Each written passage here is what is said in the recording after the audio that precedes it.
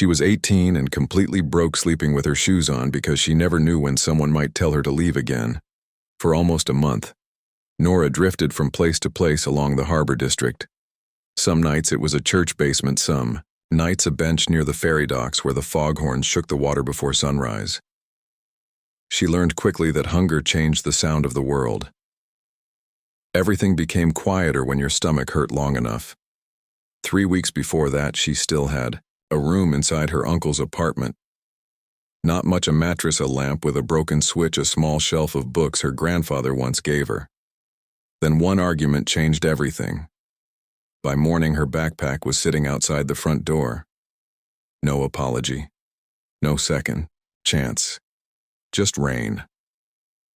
The ferry terminal booth appeared in a city surplus listing. Nobody cared about anymore.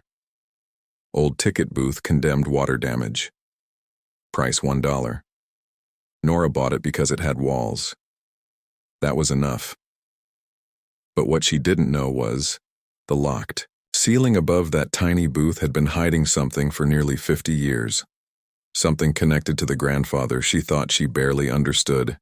And the deeper the silence inside that terminal became, the stranger the building started to feel. Before we continue, if stories like this about loneliness, forgotten places, and hidden pieces of the past mean something to you, take a second to subscribe. Because sometimes the quietest stories stay with us. The longest, Nora's grandfather worked the ferry docks for 32 years. His name was Elias Mercer. Most people barely remembered his face, but they remembered his voice. Calm, slow, always steady. He sold ferry tickets from a tiny booth near Pier 9 before machines replaced almost everything. When Nora was little, her mother used to leave her with him during summer afternoons. The harbor became her childhood. Salt in the air, wooden docks, groaning beneath heavy footsteps. Gulls screaming overhead, and always the sound of ferries arriving through fog. Elias kept strange habits. Every morning he polished the brass booth window handles with a folded cloth. Every evening he wrote something inside a small black notebook before locking the booth. Nora once asked what he wrote. Things people forget. He answered that was all inside the booth. Everything felt tiny but warm. Old radio humming softly, coffee smell trapped in wood stacks of faded ferry maps tied with rubber bands. Sometimes passengers talked too much. Sometimes not at all, but Elias treated everyone the same. Like lonely people deserved patience. Nora noticed that, especially because her own home never felt patient. Her father disappeared before she could remember him. Her mother worked long shifts at a diner near the harbor until exhaustion slowly turned her quiet. Then came the debt, the missed rent, the arguments. By the time Nora turned 14, the apartment felt less like home and more like a waiting room for bad news. Still, Elias stayed gentle. Every Sunday, he taught Nora little things inside the booth: how to repair torn paper maps, how to listen carefully when people spoke, how to tell weather changes by the smell of the tidewater. Remembers everything he once told her while watching fog roll across the docks. People think things disappear out here. They don't. At the time, Nora laughed. Now, years later, those words returned differently. Elias died during winter when Nora was 16, a quiet heart attack in his sleep. No warning after the funeral, the booth closed permanently. The city replaced it with digital kiosks. Nobody wanted the old structure anymore. Most people probably forgot it existed, except Nora never completely did. Because after Elias died, she found one strange thing among his belongings: a brass key, small, heavy. Worn smooth by years of use, no label. Explanation: she kept it in her backpack ever since, even after losing almost everything else. The ferry terminal sat near the far edge of the harbor where fewer tourists walked.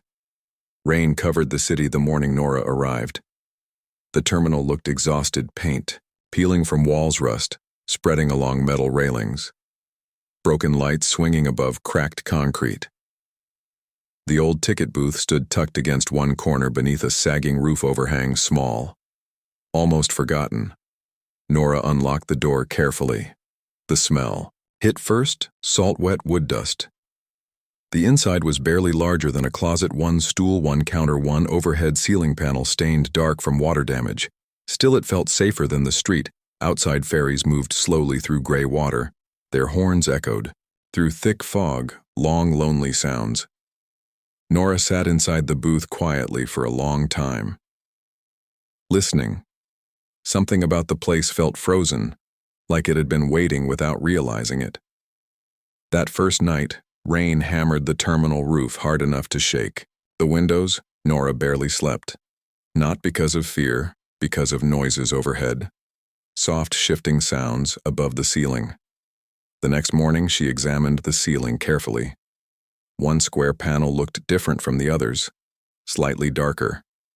Newer screws. She tried. Pushing it upward, nothing locked. Somehow that didn't make sense.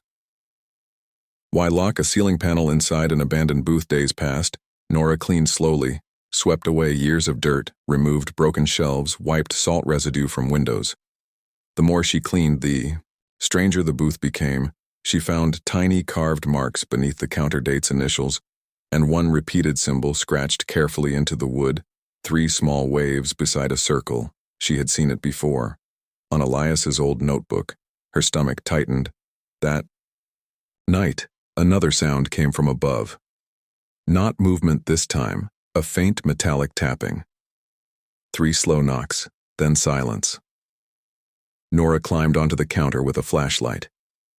Near one ceiling corner, she noticed something hidden beneath peeling paint. Tiny keyhole. Her breathing slowed. She reached into her backpack slowly, pulled out Elias's brass key. For a moment. She just stared at it. Rain hit the windows softly behind her. The harbor outside vanished beneath fog. And suddenly the tiny booth felt much smaller. Much older, like the walls were listening.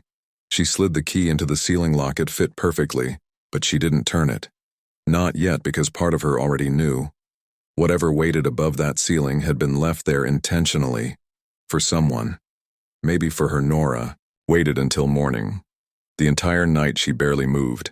Every creak from the terminal made her heart jump. At sunrise, pale gray light filled the booth. She finally turned the key. A soft click echoed overhead. The ceiling panel lowered slightly. Dust drifted downward slowly through the air. Nora pushed carefully. The panel opened upward into darkness. A hidden crawl space. Cold air spilled out, carrying a strange smell. Old paper, metal, sea salt. She grabbed her flashlight and climbed carefully onto the counter inside. The ceiling space sat narrow wooden beams stretching above the booth, and near the center a locked metal case wrapped in canvas. Beside it, a stack of notebooks. Her chest tightened immediately, because she recognized Elias's handwriting. Nora pulled the notebooks down carefully. Dozens of entries, dates spanning years. Elias had written observations about passengers who passed through the harbor, not gossip stories. Quiet moments, people saying goodbye, workers traveling alone, runaways, immigrants arriving with nothing. He wrote about loneliness like he understood it personally. Then Nora opened the metal case, inside bundles of old cash sealed in waterproof wrapping. Rare Ferry Company tokens. Collectors would pay thousands for small gold coins, enough money to completely change her life. But underneath everything else lay one final envelope, her name written across the front. Nora froze, hands trembling.